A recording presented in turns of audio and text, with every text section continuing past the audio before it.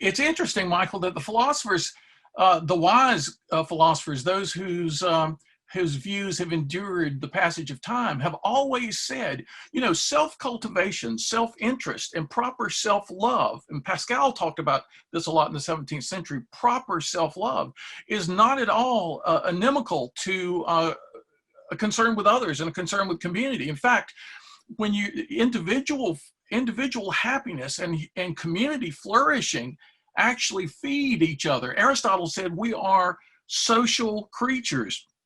We can't really be happy as individuals unless we live amongst other happy, flourishing human beings. And so to the extent that we cultivate ourselves, we bring a greater gift to the larger whole.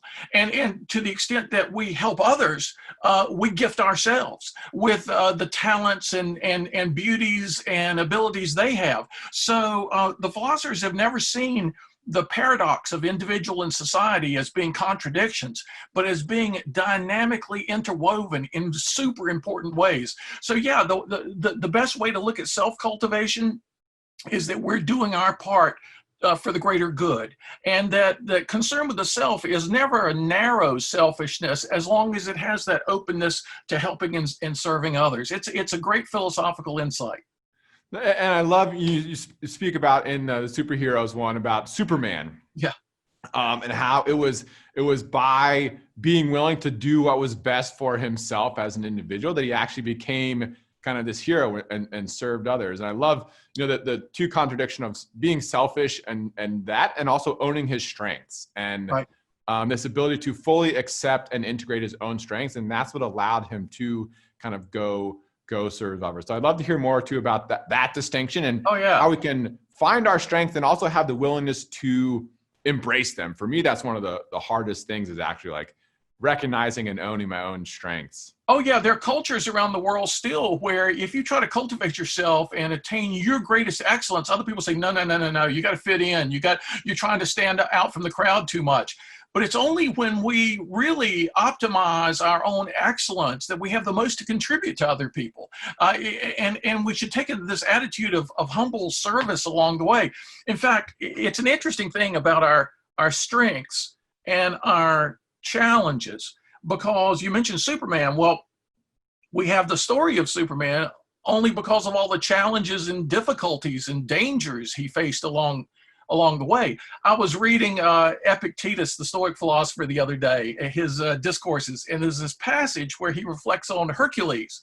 And he said, imagine Hercules, which was kind of the ancient Superman. He said, imagine Hercules without the dangerous lion, without the bull he had to confront, without the, and there's a list in the ancient world of the 12 labors of Hercules. And notice we haven't been passed on the 12 vacations of Hercules. It's the 12 labors of Hercules, these adversities and difficulties he faced. And Epictetus makes the point, suppose he had faced none of that stuff. Suppose he had just stayed at home all the time and taken naps all day.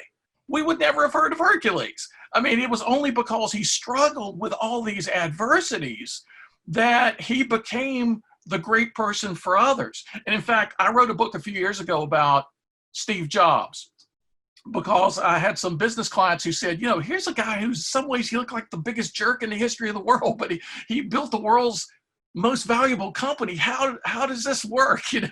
And so I did a really unusual book on Steve Jobs called Socrates in Silicon Valley.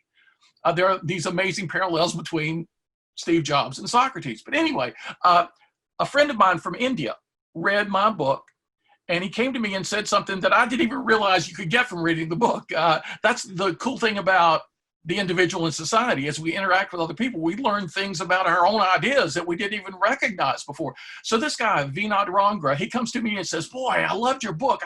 It really showed me that Steve Jobs became so great because he chose problems that were big enough for his spirit and big enough for his talents.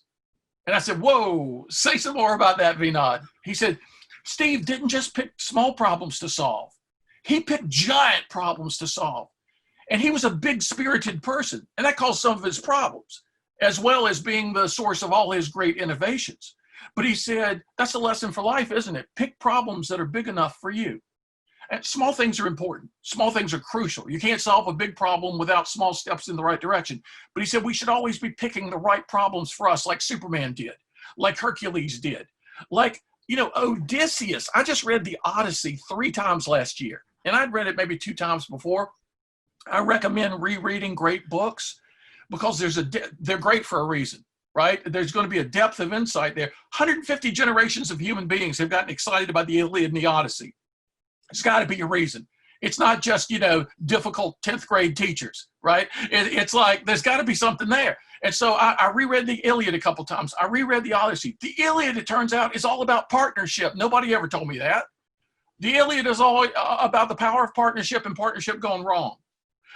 It's when people get selfish in an antisocial way that everything falls apart. Agamemnon and Achilles. Read the Iliad, you'll be amazed at what you learn about partnership. The Odyssey, by contrast, is all about the power of purpose. 2 of the most important things we could ever come up with. And in the life of Steve Jobs, both those things become extremely important. Partnership and purpose. Now, think about what Epictetus said about Hercules. What if he'd had no challenges? What if he just lay around the house all day? What if Odysseus, after 10 years in the Trojan War, where he was, by the way, in the Iliad, a kind of a third-rate character in that story. But what if Odysseus, think about the day he's sailing off for Ithaca, going home, and everybody's on the shore saying, "Bon voyage, Odysseus, smooth sailing, have a nice, easy, quick trip, say hello to Penelope for me." It took him 10 years to get home. He had to go through ordeals that were unimaginable. He had to take on problems that were as big as his spirit. And that's why he became one of the great heroes in all literature, because he had a sense of purpose that made him deal with all these things. Just like Superman, just like Hercules. Are we taking on problems that are as big as our spirit, as big as our talent? Most people don't. Most people play it safe and just try to do the things that, okay, this is good. I'm not going to fail here. I won't look embarrassed here. Nobody will think the worst of me. Look, Odysseus made plenty of mistakes, right? I mean, what kind of leader is a guy who, of him and all his followers, he's the only one who makes it home alive, right? Great leader, Odysseus, all your people die, but you're okay. So, I mean, he's not the ultimate a role model for everybody, but he did endure under tremendous adversity because of his sense of purpose and his agility and his wits, but he didn't always succeed. He had a lot of failures. He was called the world's unluckiest man over and over in the Odyssey. He's called the unluckiest man alive. He's called the storm-tossed man. He's called the man of many troubles, right? And so that's what we can learn from people like the Supermen of classical literature. So thanks, Michael, for asking about Superman.